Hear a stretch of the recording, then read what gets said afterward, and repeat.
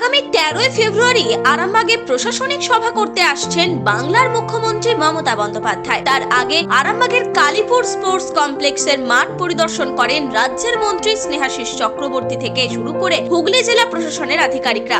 100 দিনের কাজ প্রসঙ্গে রাজ্যের পরিবহন মন্ত্রী স্নেহাশিস চক্রবর্তী নরেন্দ্র মোদীকে তীব্র কটাক্ষ করলেন। রাজ্যের বকেয়া টাকা না দেওয়া নিয়ে তিনি বলেন, বিজেপির বাবার টাকা না, মোদির পকেটেরও টাকা না, বাংলার গরিব মানুষের অধিকারের টাকা, কিন্তু কেন্দ্রীয় সরকার সেই টাকা আটকে রেখেছে। আরামবাগে সভা করতে আসছেন রাজ্যের মুখ্যমন্ত্রী মমতা বন্দ্যোপাধ্যায়। সেই মাঠ পরিদর্শনে এসে তিনি সাংবাদিকদের মুখোমুখি হয়ে বলেন, বিরোধীরা কি বলবেন? ভারতের স্বাধীনতার পর এত নিম্নমানের বিরোধী দল বাংলার মানুষ দেখেনি। 2 বছর আগে বাংলার গরিব মানুষ 100 দিনের কাজ করেছিল, প্রায় 21 লক্ষ মানুষের শ্রমের টাকা দেয়নি। শুভেন্দু অধিকারী ও সুকান্ত মজুমদার চক্রান্ত করে দিল্লি গিয়ে আটকে রেখে দিয়েছে।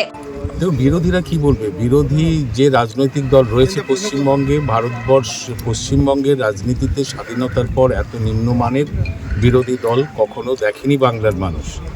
যে বাংলার গরিব মানুষ যারা 100 দিনের কাজ করতো বা কাজ করেছিল 2 বছর আগে, 21 লক্ষ মানুষ, তাদের শ্রমের টাকাটা পর্যন্ত চক্রান্ত করে শুভেন্দু অধিকারী, সুকান্ত মজুমদাররা দিল্লিতে গিয়ে আটকে রেখে দিয়েছে।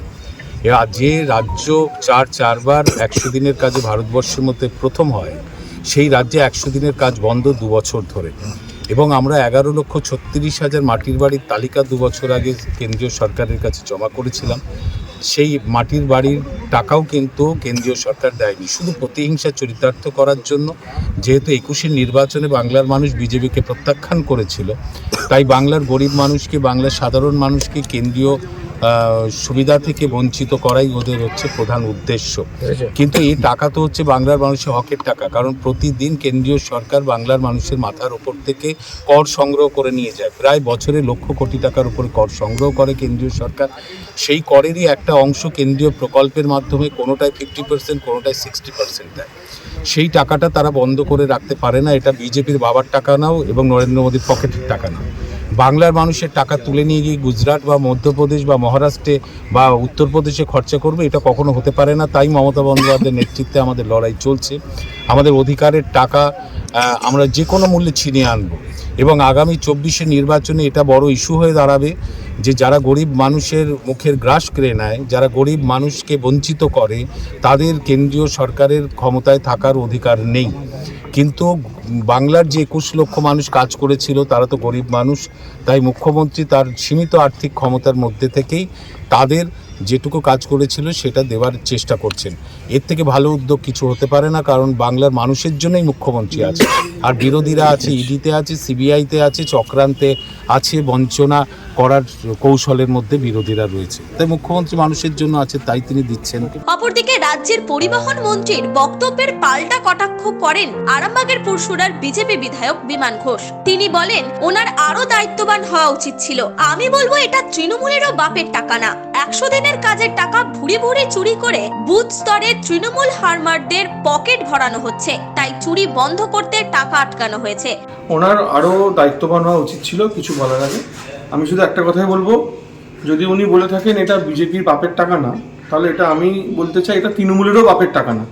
যে 100 দিনের কাজের টাকাগুলো এখান থেকে ভুরি ভুরিভাবে লক্ষ লক্ষ কোটি কোটি টাকাকে চুরি করে নিয়ে তৃণমূল কংগ্রেসের যারা বুথ স্তর লেভেলের হারমাদ আছে তাদের পকেট ভরানো হচ্ছে, নেতাদের পকেট ভরানো হচ্ছে, সাধারণ মানুষের টাকা চুরি করে নিয়ে। যে টাকা 2 বছরের জন্য চুরি বন্ধ করা আছে, সেই টাকা বাংলার মানুষের জন্যই আসবে, স্বচ্ছভাবে আসবে, আরও বেশি করে আসবে। এটা মোদিজি গ্যারান্টি দিয়েছে।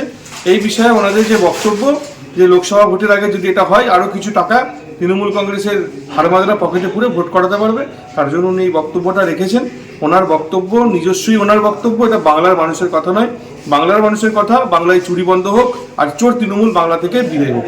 সব মিলিয়ে লোকসভা ভোট যত এগিয়ে আসছে, ততই বাংলা জুড়ে রাজনৈতিক উত্তাপ বাড়ছে। নিউজ আজ বাংলা, আরামবাগ।